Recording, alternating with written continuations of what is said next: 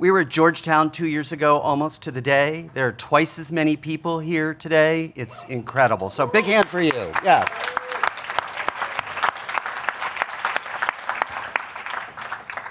I'm Barry Friedman. I am the faculty director and founder of the Policing Project and a law professor here at NYU. And on behalf of the Policing Project, New York University, the Center for Innovation and Community Safety at Georgetown, the Alternative Mobile Services Association, AMSA, we just want to welcome you here to New York City. I want you to know we did you a favor. I feel like I've been living in Seattle for the last 2 weeks. It's been cold and wet and miserable. I don't know how all of you do it in Seattle, but my hat's off to you. But you have a hot, beautiful New York day, so we're so glad to have you. So, like I mentioned, there are 2 times as many people here as there were last time. And though I don't think the field's growing quite that fast, it is growing at an amazing speed, and wonderful things are happening. There are so many more programs than there were before. They are increasing rapidly. The demand in the public for these programs to be in their communities is increasing rapidly. The call types that you're responding to are increasing rapidly. The number of calls you're responding to are increasing rapidly.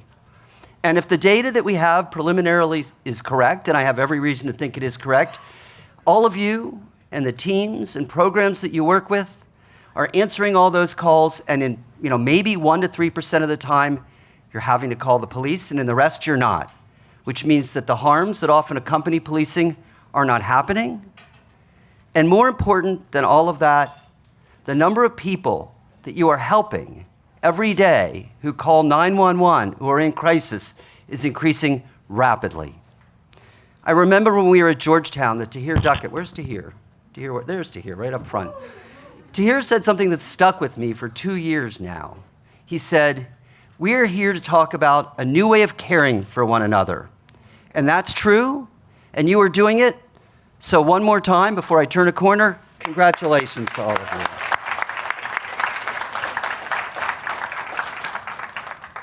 That's the good news. Here comes the tougher part. For any set of programs that has grown as quickly as these programs have grown, there are going to be growing pains, there are going to be challenges, and I want to talk about some of those challenges today. My suspicion is that I'm going to be the first of many people to say the same stuff, but it's important to start to say it. Now, I thought originally I'd get up here and let you know what I thought were the challenges, and then I panicked a week or so ago. And I wrote a bunch of people, and I asked them 2 questions. What are the top 3 challenges that you see that the field is facing? And what should we do about messaging? And I was reassured that there was very little difference among everybody who responded. So I'm going to holler out 4 challenges, talk a little bit about messaging, and then I'm going to introduce our next speaker. First challenge, the word on everybody's lips, sustainability. How do these programs go from being a pilot, a program, an idea, to something that is a vital part of the public safety ecosystem, right up there with police and fire and all of the first responders? How do you get there? And the word that everybody mentions when sustainability comes up is funding. Everybody says funding. So 2 things I just want to say about funding. The first is, I'm going to go off-piste if you don't mind. Here, off track. I'm more comfortable not behind the podium. So the first thing that I want to say about funding is, and sustainability is about more than funding. And the other things that I'm going to talk about, I think, are all vital for sustainability, but especially for funding. The other thing that I want to say, because I want to thank all of the funders and philanthropy in the room, is that we can't build these programs with philanthropy. There's a clear role for philanthropy in this. In fact, almost everything else I'm going to talk about is appropriate for philanthropy.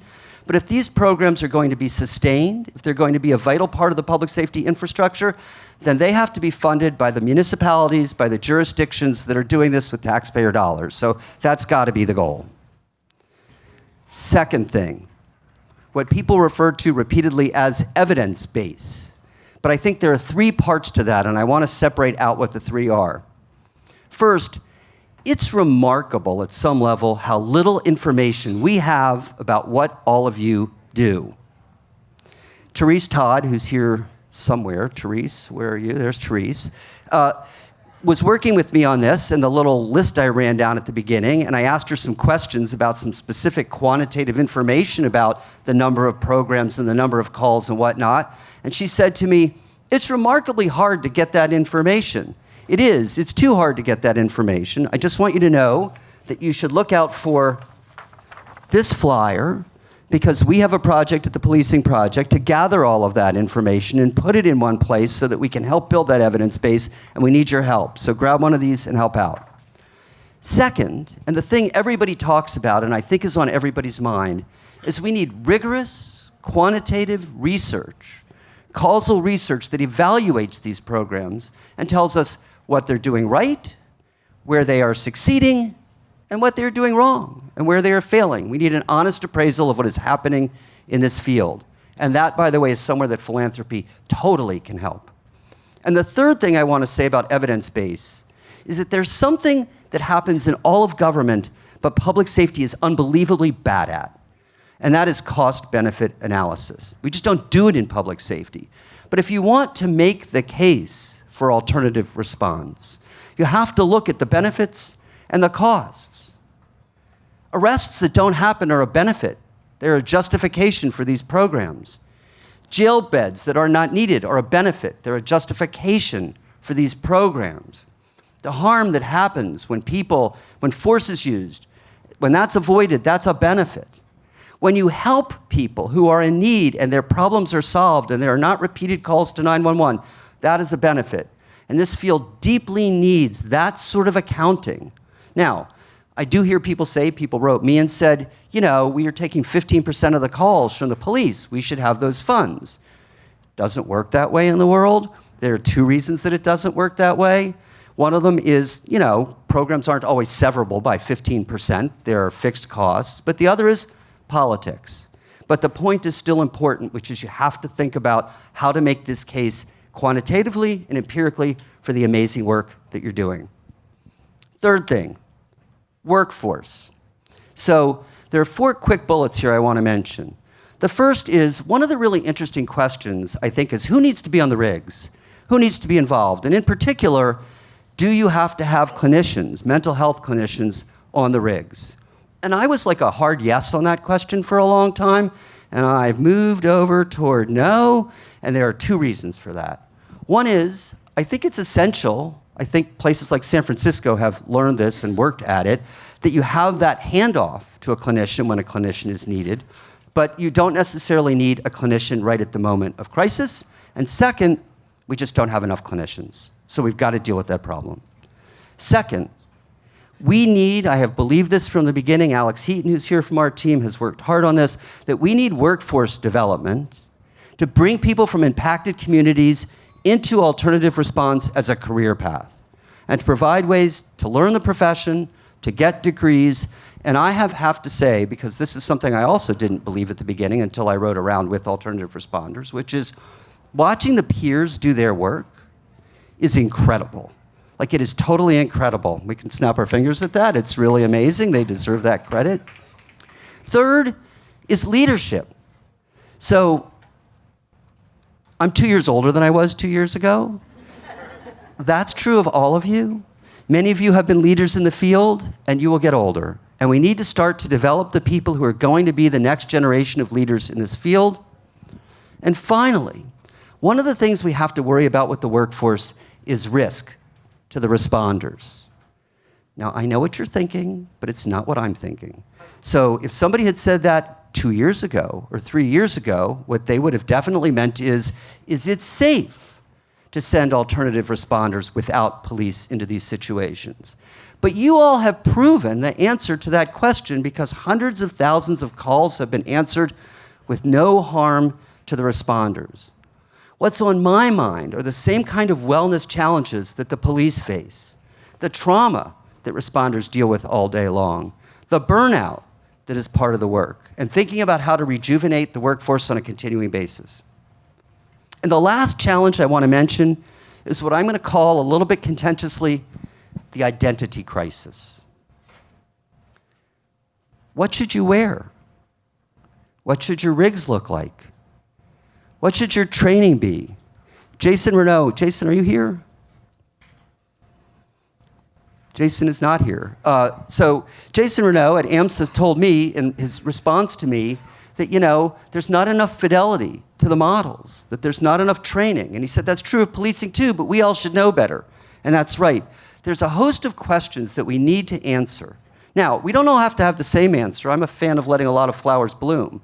But at some level, if we want this movement to become a sustained thing, we have to have some degree of standardization, some degree of uniformity. In fact, I'll be honest. I don't know what to call it. I called it alternative response for the longest time. And I did that for two reasons. Because you weren't co-responding, and I have real misgivings about the co-response model. I don't think it's the right model generally. And you weren't the police. But it's probably time to start defining yourselves by what you are and not by what you're not. And that needs a new name, and I don't know what that name should be. I've been playing with crisis response, but I don't think that's exactly right. But that's something that I think everybody needs to think about, because if this is going to catch fire, as we all hope it does, it needs a name that people out in the world can know about. Okay, let me just say a couple things about messaging. So messaging is vital. This field succeeds when in all the communities that all of you come from, people are clamoring for this. They're asking, where is this? How come other communities have this and we don't? How come it doesn't run 24/7? How come it doesn't run 7 days a week? When that happens, you're set. And the question is how to get there. One answer is the evidence base that I was talking about. Data's great, though, but data isn't what catches people's hearts. What catches people's hearts are stories. And so what we need to do, and what we are working with a variety of other folks to do, including folks in the room, is tell those stories in a way that people can understand what this is all about. I remember the last time we gathered that there was research from Lake Research that said huge support across the ideological spectrum, Republicans, Democrats, rich, poor, black, white, name it, for alternative response in the behavioral health field. But when it went beyond that, when it moved to, what should we do about the car that's blocking somebody's driveway? People were like, call the police. Because we need the police to tow a car. And so, the question is, how do we think about what the message will be in stories that will grip people? And the third thing about messaging, which is going to be a little contentious, well, first of all, you need credible messengers. We need people from sports figures, entertainment figures, community leaders, politicians. But one contentious thing I want to bring up, because I think it's, bubbling up as an issue, is the police themselves. And this is a tricky issue. I know it's a tricky issue. I know there are a wide range of views on that, working with the police and dealing with the police. But the fact of the matter is, more and more I hear chiefs saying, we need this. We can't handle everything. And that's a big ally to have in City Hall if what the police are saying is they can't do the job and they need you. And at the same time, you have to be extremely careful not to be co-opted by the police. And I know that that's tough. So there's one last thing I want to say before I introduce our next speaker, which is I just want to share a tiny bit of a vision I had as of 2 years ago, because I think it answers some of these questions. So I'd been writing about alternative response for some time, and when George Floyd was murdered and the protests broke out, I published a piece in the Wall Street Journal. You can find it. I'm happy to send it to you. And in that piece, I used the analogy for what you all do, for the programs you're getting up and running, of emergency room doctors. Because what's different, what's special about emergency room doctors is that they're generalist specialists, or they're specialist generalists. I never know which one, but they take whoever walks in the door, and their job is to do three things: to stabilize the situation, to solve the problem if they can, and if not, to hand it off to a specialist. And I think that is a lot like the work that you do. And I had in my head holistic responders. So when you think about the programs with which you're involved, I think a lot of those programs started in the behavioral health field, and you've picked up additional call types. But I did my math in a completely different way. I asked, what do the police do? What are they trained to do? Force and law enforcement. And then I asked, where are all the places that we can help people without force and law enforcement? And if you come at it that way, there are a lot more calls and a lot more things that need to be done. And I can imagine a set of responders, the name of which I still do not know, who handle all of those types of calls. But here's the thing. When I pictured it in my head, and I really mean pictured it in my head, I pictured your vehicles, your rigs, and they had on them one word. This may not be the right word. I'm not wedded to this word. But the word was first. Kind of italicized and moving, dynamic, you know? And there was a tagline under it, just like the police have taglines, some of which are more aspirational than true, like we serve and protect. And the tagline I had for what I imagined for all of you was, we're here to help. Because you are, and you do. It is hard for me to see how, if everybody out there in the world understands that that is what you do and that you do it successfully, that they're going to be anything other than hugely enthusiastic about what it is that you do. So thank you for all that you do.